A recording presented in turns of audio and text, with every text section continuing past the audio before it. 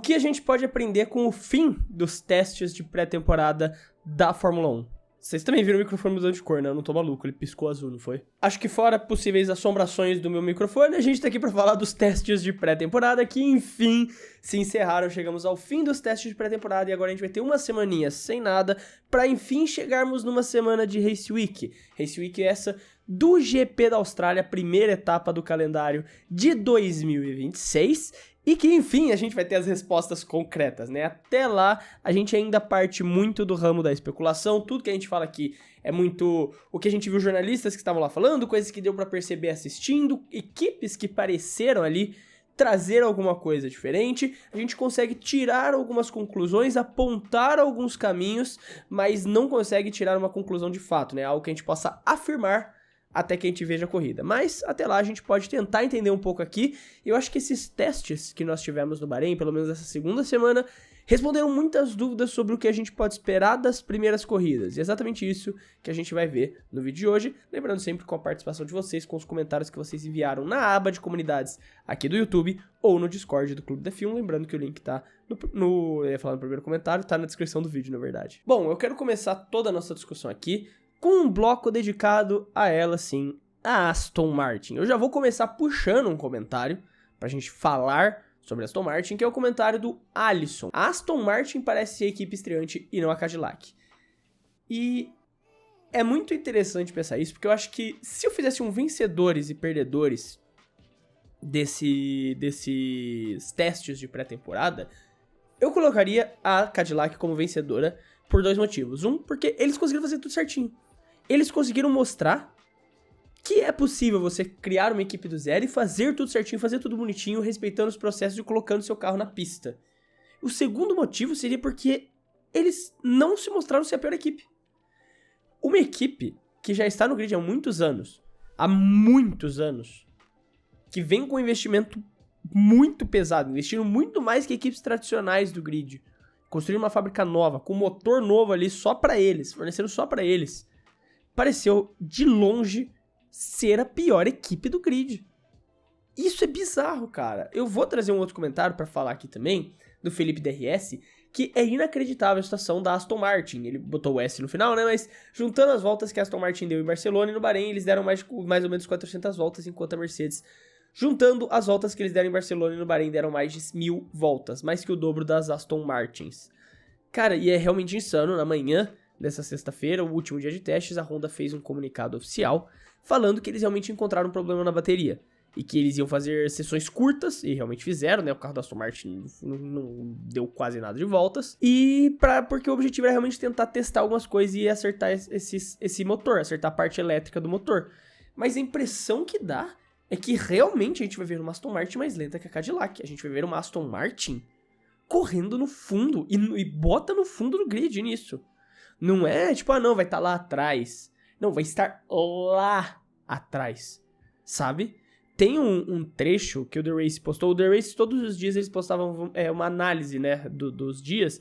Eu acho que é do segundo dia essa análise que eles postam, se eu não me engano. É a análise do segundo, não lembro se é do primeiro ou do segundo, mas eu acho que é do segundo dia. Que basicamente eles falam assim, a Cadillac pode ficar feliz porque ela tem um adversário. A expectativa é que eles não tivessem nenhum, mas eles têm um adversário nessa temporada, e esse adversário é a Aston Martin. Cara, o The Race ter soltado uma dessas, assim, não é uma aspas exata, né? Foi mais ou menos essa frase que eles disseram. Pro The Race ter soltado isso aqui, é porque a situação da Aston Martin tá bizarra. Eles já tinham falado que tava tudo ruim, né? Eu já trouxe algumas vezes aqui pra vocês que o The Race comentou o quão ruim estava esse motor da Honda. Só que, para eles continuarem afirmando e falando essas coisas, ao que tudo indica, o começo da temporada da Aston Martin vai ser deplorável. É claro que pelo dinheiro que eles têm, pela fábrica que eles têm, pelos investimentos que eles têm um potencial de crescer, acho que no primeiro ano, muito maior do que a Cadillac. Então eu acho que eles têm uma capacidade de sair desse fundo do poço, pelo menos até o final da temporada. Mas o começo da Aston Martin vai ser horrível. O começo da Aston Martin vai ser péssimo. E esse teste, esse problema com a bateria no primeiro dia, só coloca eles mais no fundo do poço, sabe? Eu trouxe mais um comentário ainda sobre a Aston Martin, que é do Kaique MF. Deu tudo errado com a Aston Martin. Parece que nem meio de pelotão será. Acho que a Honda e a Alonso nunca vão dar certo. E é isso, velho. O Alonso, mais uma vez, mostrando pra gente por que você nunca deve voltar com a ex. Não dá certo, cara. Você vai ver, você vai ficar com ciúmes, vai olhar ela no outro lá dando super certo, funcionando muito bem, casal lindo, daí quebrou, separação ali, você vai de novo, vai dar errado, entendeu? Né? Ou no caso, pra mulher com ele, ou pra ela também, ele com ele, ela com ela, tanto faz, né? Qualquer um aí, todo mundo é livre. O negócio é que não deu certo, não volte com a ex. A lição principal disso tudo é não volte com a ex, velho. Depois desse devaneio aqui, desculpa, o bagulho principal que eu quero falar é... Realmente a situação da Aston Martin não tá boa. Teve um vídeo vazado, né, que alguém gravou lá do paddock, que era o Adrian Newey, o Lance Stroll e o Lawrence Stroll sentados numa mesa conversando. E o Lance Stroll e o Lawrence falam alguma coisa pro Newey e ele só faz isso aqui. Cara, pro Adrian Newey tá fazendo isso aí. Sabe, numa reunião casual ali, no meio do paddock, onde todo mundo pode ver, porque, cara, tá ruim. Vazou uma outra foto também, depois do primeiro dia dessa segunda semana do Bahrein, de um engenheiro da Honda, tipo, de madrugada, lá no paddock do Bahrein, revisando, fazendo, tipo, simulação no computador dele. Cara, a situação da Aston Martin talvez seja até pior do que o que a gente está imaginando, do que a gente está conseguindo ver. A gente só vai ter certeza disso na Austrália, mas o buraco que a Aston Martin tá enfiado é muito mais fundo, é muito mais complicado nesse novo regulamento do que a gente imagina que é. Então... Realmente as expectativas para Aston Martin são muito ruins começando essa temporada. Agora um outro ponto que eu queria discutir com vocês é uma coisa que está sendo muito repercutida no geral, né, nas redes sociais, e eu acho que isso está sendo uma grande tempestade num copo d'água e talvez até tirado de contexto. Mas um ponto aqui, como o Matheus Serafim Souza trouxe, ao que tudo indica, o começo da temporada vai ser muito caótico, problemas para todos os lados. E só depois das primeiras corridas tudo irá se tranquilizar e temos um campeonato normal. Com caótico, se você tá falando de questão de confiabilidade, eu concordo, porque eu acho que vai ter muitos problemas de confiabilidade de carro no começo da temporada, carros quebrando, eu até fiz uns shorts sobre isso recentemente, né, então eu realmente acredito que em questão de confiabilidade a gente vai ter carros parando no meio da pista por problema no motor, problema em alguma parte interna, hidráulica, que seja, a gente vai ter muitos problemas relacionados a isso, e eu concordo. Mas eu sei que tem muita gente falando desse caótico, querendo dizer como se vai ser um desastre, vai dar tudo errado, o que não faz o menor sentido.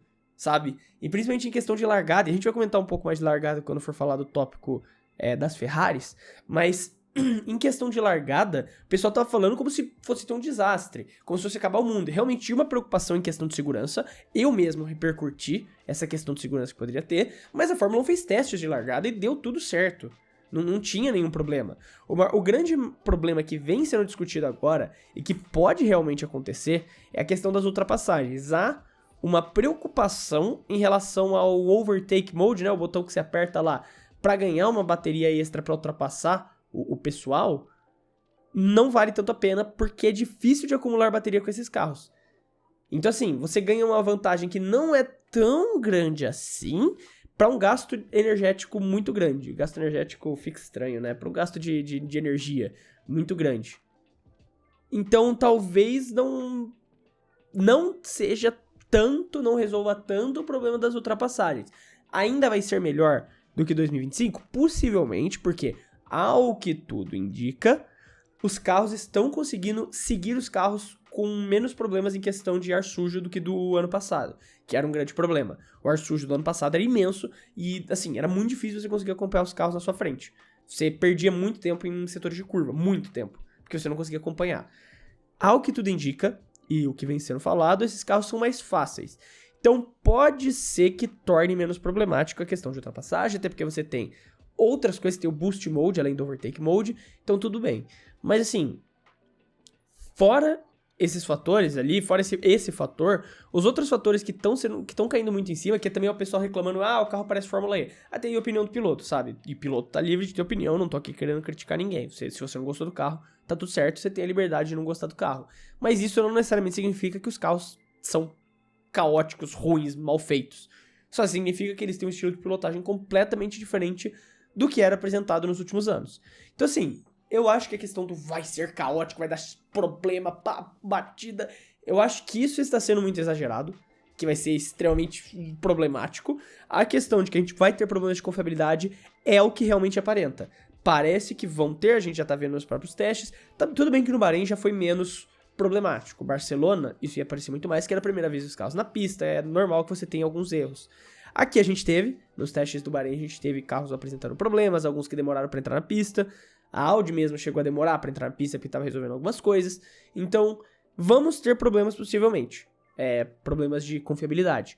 Mas eu não acho que vai ser algo também absurdamente destruidor para as corridas. E agora o Dani488 disse: a Ferrari estilo anos 70, cada invenção esquisita. E isso é verdade, a Ferrari trouxe muitas inovações nesses testes, e não estou falando só daquela asa maluca traseira que vira lá completamente, aproximadamente 225, 230, cada lugar fala um número, né? Então fica ali uma média de 225 graus, mas vai de 180 até 270, dependendo do lugar que você olhar. Mas então vamos dizer uns 225 aí que tá bom. Que gira aproximadamente 225 graus. E que ajuda muito, uma ideia inovadora, né? Vários pilotos elogiaram, o Oliver Behrman falou que é uma coisa inteligente por parte deles, o James Wallace também comentou que é algo que passou por baixo do radar, mas é muito inteligente por parte da Ferrari. Apresentou problemas, não foi perfeita a inovação, mas eles vão ter uma semaninha para aprimorar essa ideia. E realmente é algo que pode ajudar muito a Ferrari, especialmente ali no modo reta do carro, né? Que o carro tem o modo reta, o modo curva. Nos modos reta, isso pode ajudar muito a Ferrari, principalmente ali em controle de turbulência, estabilidade, diminuiu o arrasto do carro. Mas eles trouxeram outras inovações que não ficaram tão visíveis. Uma que chamou muita atenção foi uma na parte ali traseira do carro. Eu vou colocar a imagem aqui para vocês verem. Falaram que foi uma solução muito inteligente da Ferrari. Como eu já falei para vocês, a parte de engenharia é uma que foge um pouco do meu conhecimento. Então eu pego essa parte e eu me baseio muito mais na opinião do que eu vejo analistas que estão falando, como por exemplo o Gary Anderson, que é um cara que eu confio muito e que entende muito dessa parte aerodinâmica dos carros. Ele é um analista muito inteligente que consegue traduzir muito bem. E ele fala como essa parte traseira, né, é muito inteligente da Ferrari, que vai ajudar ali a controlar o fluxo de ar que vem mais rápido. Um fluxo de ar que talvez ia com muita turbulência, muito mais rápido, ajuda a controlar esse fluxo de ar e dar mais estabilidade para o carro, especialmente ali, vamos dizer, em curvas de média, de alta velocidade, que pode ter problemas com isso. E faz muito sentido a Ferrari ter focado nisso também, porque um dos grandes problemas que a Ferrari vinha tendo, e que eu, assim, bati na tecla, tanto em 2024 quanto em 2025 aqui no canal, era o fato de que as curvas de média, as curvas de alta da Ferrari eram horríveis, muito ruins. O carro ficava quicando, eles tinham porpoising, eles tinham criado o porpoising 2 lá, eu até brincava, né, com eles, que eles tinham o porpoising 2, porque quando eles faziam essas curvas, o carro quicava, perdia estabilidade, perdia, tipo, atrito não, aderência, e perdia muito tempo, ficava raspando pneu, sobreaquecia também. Então é realmente algo que faz sentido eles focarem muito no desenvolvimento do carro de 2026 para corrigir isso. A Ferrari veio realmente com algumas soluções bem interessantes, e começa a se colocar um pouco na discussão de: será que na verdade eles não estão escondendo o jogo? Eu falei isso no vídeo de previsões, eu acho, se não me falha a memória, foi no vídeo de previsões que eu conversei com o Rafa Lopes, né, no dia que eu fui para Interlagos, eu comentei aqui, fui para Interlagos, conversei com a equipe de transmissão que vai estar na Globo, fiz um shorts pegando as previsões malucas de cada um deles, mas no dia eu conversei com o Rafa Lopes, que vai ser um dos comentaristas da Sport TV, e ele basicamente falou uma coisa que mudou um pouco o meu ponto de vista, que todo ano a gente vê 500 notícias, a Ferrari achou segundo, a Ferrari achou meio segundo, a Ferrari achou tal coisa, tal. Esse ano a gente não viu nada disso. Não saíram notícias da Ferrari ter feito um super carro, da Ferrari ter achado o segundo perfeito, da Ferrari ter achado uma solução. Eles só chegaram, botaram o carro na pista e mostraram essas coisas. Eles fizeram o trabalho quietinho, trouxeram as soluções, estão trabalhando quieto e apresentando um carro que parece muito bom. A Ferrari realmente pode vir como uma surpresa nessa temporada. A Ferrari pode surpreender muito nessa temporada. A gente ainda tem que entender de fato quanta vantagem dá, por exemplo, a questão do motor Mercedes. A gente não tem certeza disso, né? Tem gente que fala que dá 4 décimos de vantagem. A gente só vai ter certeza em Melbourne. Mas até aqui, assim, a Ferrari claramente vem surpreendendo, vem mostrando muita coisa positiva pra gente ficar de olho. E até já falando dessa questão, né, da frente do pelotão, tem um outro comentário que eu quero trazer do TM Vexin, ou Vexin, não sei. Uma disputa entre as 4 grandes equipes. Ainda não se pode concluir grandes coisas, pois é necessário uma corrida de verdade. Eu acho que ele quis dizer, né, que essa é uma previsão dele, no caso. Mas o fato é que, assim, uma das coisas que esse teste fez parecer pra nós é que tem um gap muito grande entre o Big Four, né, as 4 grandes, e o resto do pelotão. Ano passado, parecia que esse gap tinha diminuído, mas ele ainda evidentemente existia. Só vê a diferença de pontos da Williams pra Ferrari, né, que ficou em 4º lugar. Mas esse ano dá a entender que as 4 grandes equipes, Ferrari, Red Bull, McLaren e Mercedes, estão muito na frente do resto do pelotão.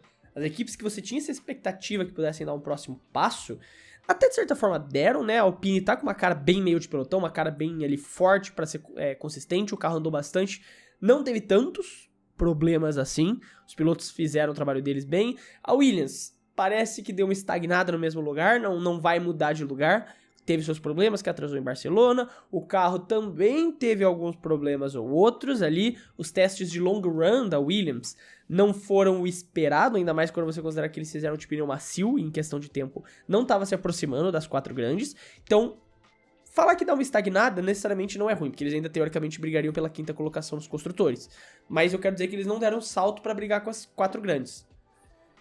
Ao que parece, as equipes de motor Mercedes, fora McLaren e Mercedes, vão ali dominar o meio de pelotão mesmo, vão ficar na frente do resto, mas as 4 grandes estão muito na frente das outras equipes.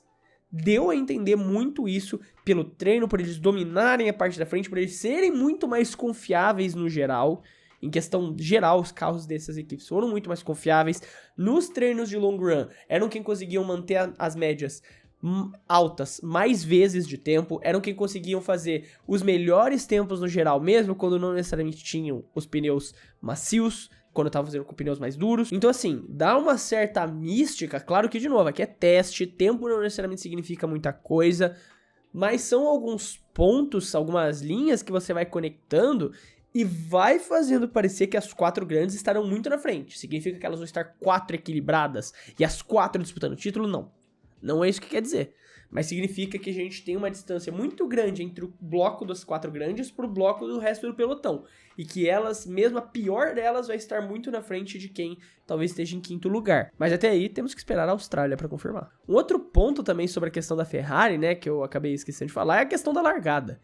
Esse é um outro ponto que ficou pouco falado, mas que a Ferrari apresentou muito bem durante esses treinos, porque tiveram treinos de largada nos dias. E durante todos os treinos de largada, que eles também testaram um procedimento novo, né, de esperar 5 segundos antes das luzes começarem a se acender, para dar tempo de todo mundo carregar lá o turbo. Só que as Ferraris, elas se prepararam para isso, né? As Ferraris, o Fred Vasseur, em agosto do ano passado, ele já tinha falado, galera, vai ter problema com a largada, a gente tem que olhar para isso, e todo mundo ignorou. Ele falou, ninguém vai pensar nisso, tudo bem, a gente vai. E a Ferrari trabalhou para que o motor dela tivesse um turbo menor, e por isso não precisasse perder tanto tempo carregando e tivesse uma largada melhor que os seus concorrentes, né, pensando nessa largada. E por conta disso, as largadas dos motores Ferrari estão insanos, tá? Insanos. A gente viu um teste, teve um teste que esse aí ficou mais famoso, até a própria Fórmula 1 postou no Rios, que é basicamente a Ferrari do Lewis Hamilton largando de nono e a Haas do Ocon, eu acho, largando tipo de 4º lugar. Na curva 1, o Hamilton tá em primeiro lugar e o Ocon tá em segundo. A Ferrari que largou de nono e a Haas de 4º passaram todo mundo na largada. Todo mundo. Então a Ferrari vai ter uma vantagem competitiva muito grande nas largadas. Aí tem que ver o quanto esse carro aguenta na pista. Mas é realmente um começo promissor pra Ferrari. E até falando aí das 4 grandes, né? A gente fala muito da Mercedes, fala muito da Red Bull também. Eu quero trazer um comentário aqui do Celo, que ele basicamente fala... A galera pouco falando da McLaren, mas a gente tem que ficar de olho. Parece que estão vindo fortes. E realmente, cara, é muito comum, e eu não sei porquê, mas é realmente muito comum esquecer das McLarens, mas elas estão se provando muito confiáveis. Ainda não dá pra ter uma certeza se elas estão melhores ou igual a Mercedes. Ficou muito aberto, mas é bem curioso que no dia em que sai o anúncio sobre a mudança do motor Mercedes poder ocorrer, né, dependendo da votação das equipes, as equipes vão ter que fazer uma votação para que haja uma mudança nos motores, né, basicamente teve um protesto em relação aos motores Mercedes, e a FIA liberou uma votação para 5 fabricantes de motor, Honda, Audi, Ferrari, Red Bull e a própria Mercedes. Elas vão votar, e se a votação for aprovada lá em agosto, vai mudar a medição, vai ter a medição a partir da temperatura mais alta, 130 graus. Então, depois que esse anúncio foi feito, ou seja, as 13 primeiras corridas da temporada, o motor da Mercedes vai poder ficar do jeito que tá, independente, né? Pelo menos as 13 primeiras. Do nada, McLaren e Mercedes começaram a andar muito mais rápido do que estavam andando antes.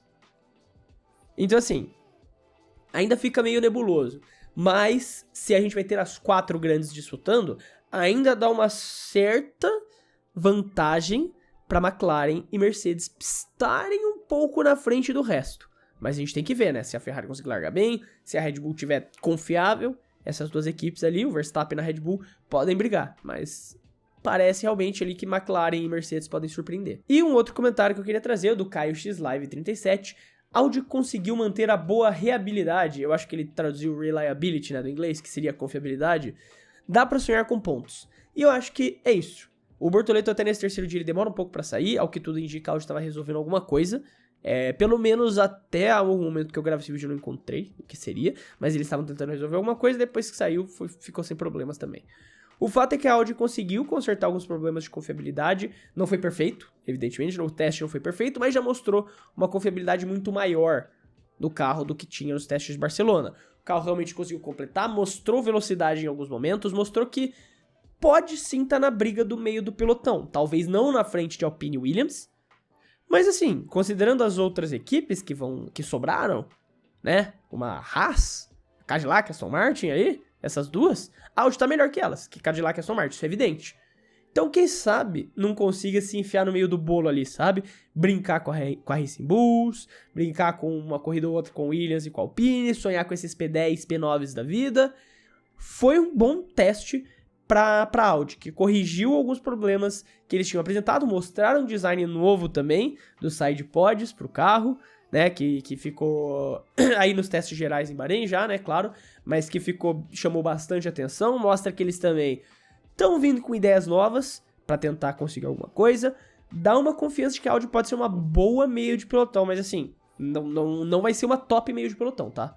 Não acho ainda que é uma equipe do top do meio de pelotão, pra mim as apostas ainda ficam em Alpine Williams, mas é uma equipe que pode, corrida ou outra, brigar ali e tá na zona de pontuação, então dá pra confiar que o projeto da Audi vem bem, que o Bortoleto e o Nico podem sonhar com pontos nessa temporada. Mas aí tá o que a gente pode aprender com os testes do Bahrein da pré-temporada de 2026. Bom, eu quero saber o que você tem a dizer, não esquece de deixar aí a opinião nos comentários. Esse é o último vídeo revisando o que aconteceu nos testes do Bahrein. O próximo vídeo vai ser no domingo, em que eu vou ranquear a ordem de forças, como eu acredito, né? Eu vou ler mais um pouco, esperar algumas análises a mais saírem, ver algumas notícias e fazer um ranking no domingo de como eu acho que estará a ordem de força das equipes para 2026. Bom, se você gostou do vídeo, você pode sempre ajudar o clube se inscrevendo no canal, porque já ajuda muito a poder continuar produzindo todos esses vídeos aqui para vocês. Lembrando que para os membros do clube, eles têm prioridade para aparecer aqui nos comentários. Não é uma garantia de que vai aparecer sempre, muitas vezes tem comentários repetidos também, então não dá para colocar todos, mas a prioridade é para os membros. No mais, eu quero deixar um abraço para você que ficou até aqui